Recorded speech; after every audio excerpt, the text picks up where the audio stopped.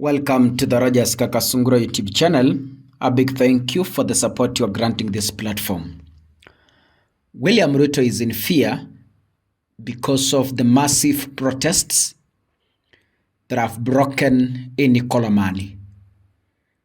William Ruto analala kwa uoga mkubwa kwa sababu ya maandamano makubwa ambayo yametibuka eneo la Ikolomani pale Kakamega kufuatia vijana ambao wamejitokeza kwa wingi ili kutetea mashamba yao ambayo yanataka kutumiwa vibaya kulingana na vile wanasema, na serikali ambayo inasema kwamba kuna dhahabu ambayo imepatikana pale na hivyo serikali inataka kutumia eneo hilo ili kufanya mining.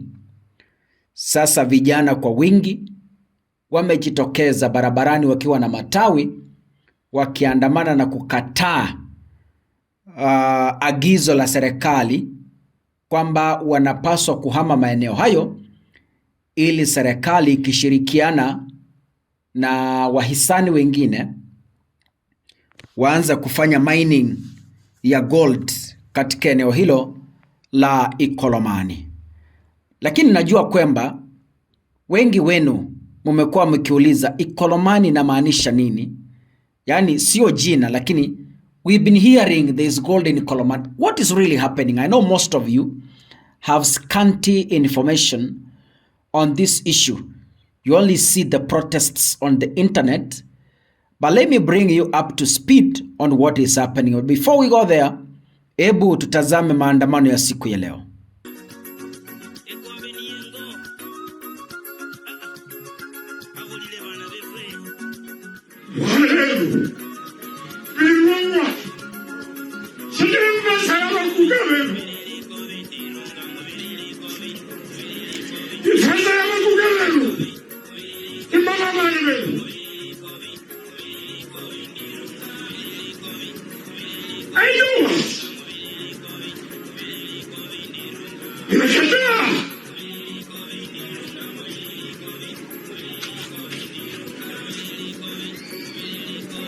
Serikali ya Kenya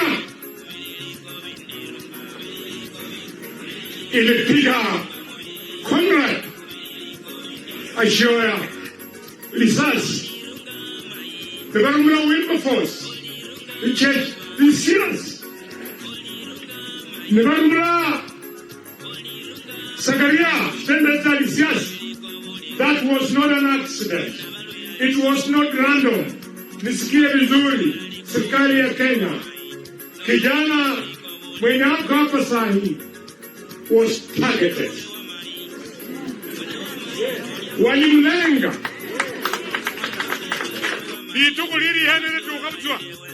Enzeni mwana wikunyana. Litukuliri henene tuka. Enzeni mwana wikunyalo. Niza kurule marinya na inyambale. Mambo ole, ambi kutsi. Baranja barumule nzi kwanza. Kulare barumule mwenye. Bana beru Luere kolanga tata luere kolanga tata luere Yesaya mulinde. There are fears in Ikolomani and people have been fighting to stay there because they claim the land belongs to them. This is where others have grown. They have buried their parents. Some have buried their great-great-grandfathers in that land. So according to the residents, they believe the government is doing injustice to them and the government is not doing what is needed to talk to the residents on how their relocation will be done without losing property. The project may require the relocation of over 800 households And this is going to affect, according to the documentation, this move will affect 3,000 to 5,000 people.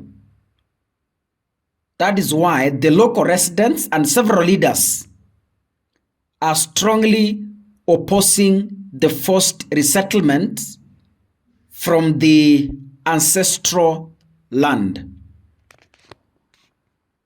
Protests erupted during a public participation meeting, leading to violent clashes and several fatalities.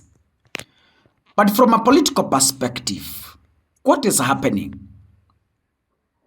The national government, led by Mining Cabinet Secretary Ali Hassan Joho and Governor Fernandez Barasa, they strongly support the economic potential. They have recently emphasized that no residents should be forcibly displaced and have urged the company to use technology that minimize the footprint on the residential land.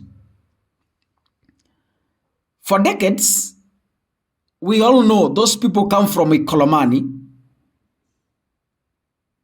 We all understand that for decades, Ikolomani has relied on small-scale mining. And the shift to a large-scale foreign-owned mine creates fear, and locals fear for their livelihood. That is why they are fighting. It is not all about displacement. The residents there, many of them get their daily bread from the small-scale mining of gold.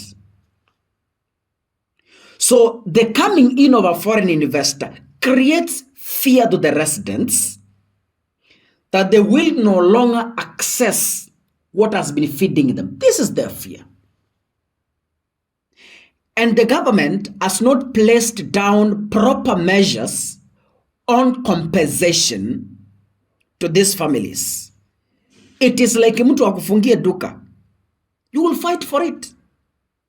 When someone takes away what fits you, definitely you have to fight for it. To me, I don't blame the people of Ikolomani, because the gold mining in Ikolomani is not new. It wasn't discovered yesterday. For those of you reading history, this is something that was there dating back to the 1930s. Nobody is alive in Ikolomani who was born in 1930. Kama wako, bas, ni bahati tu. And during the colonial era, the Rostam gold mine, after the British left in 1950s, the tunnels that were being mined those years were sealed, and they left the industry to look at Sano miners who have always used traditional and often dangerous methods to extract gold since that time, 1950s. So mining in Ikolomani was there when the colonialists were present in Kenya. Wakati walienda, zile mashimo zikawekwa, watu wakaziba, watu wakaishi hapo. So imagine how many years are those since 1950. You know, we are in 2025. That is about 75 years ago is when the government is again. Unajua waliokuwa wanafanya mining ni wakoloni weupe.